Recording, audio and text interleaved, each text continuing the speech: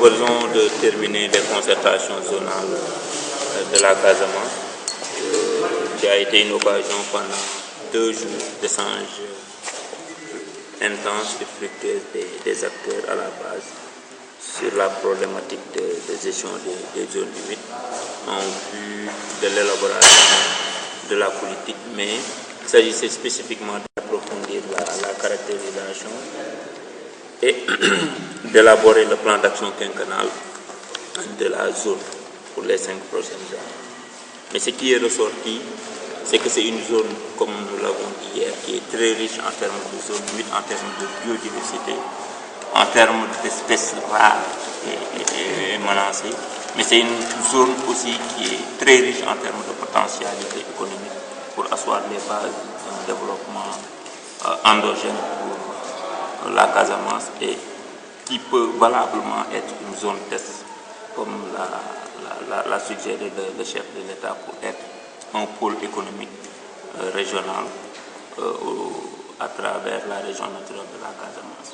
Maintenant, sur les problématiques qui sont ressorties, il apparaît que c'est une zone où il y a beaucoup de terre, beaucoup d'eau, mais qui sont mal valorisées ou sous-exploitées, ce qui ne favorise pas véritablement le développement.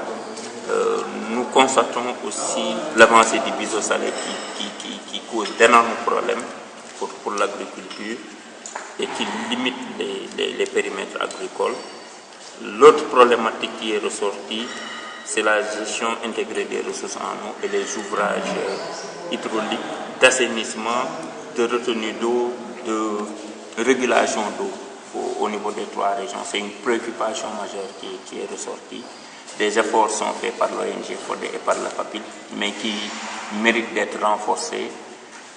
L'autre élément de taille qui est ressorti, c'est l'importance des plans d'affectation et d'occupation des sols qui permet de doter les collectivités locales d'instruments de planification territoriale, mais qui souffre véritablement de vulgarisation par les conseillers ruraux, municipaux eux-mêmes, mais aussi qui sont méconnus des populations locales. Donc un accent particulier pour les 5 prochaines années devra être mis pour l'élaboration des plans et même la systématisation des plans d'affectation et d'occupation des sols pour toute la zone de la Casamance, mais au-delà, la vulgarisation de cet outil qui semble être important et en phase avec le développement territorial que l'État va mettre en place.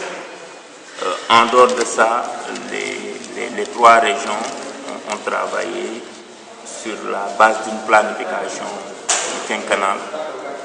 Au niveau de Ziguinchor, il y a 5 axes stratégiques qui sont ressortis. Au niveau de Kolda, 4 axes stratégiques sont ressortis. Au niveau de Kolda, 3 axes stratégiques avec chacun une ligne d'action. Donc l'approche ici en termes de planification, c'est la gestion axée sur les résultats qui permet d'aller vers l'efficacité et une meilleure gestion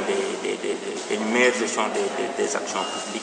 Parce qu'au-delà de cette territorialisation, il faut qu'on aille, et le changement de paradigme, c'est d'aller vers la gestion axée sur les résultats, qui seul permet de toucher vraiment les populations et de résorber le déficit au niveau des couches sociales en termes de sécurité alimentaire, en termes de lutte contre l'insalubrité, de la prise en charge des inondations, surtout en milieu urbain, et ça concerne principalement la ville de Kolda et de Vélingara.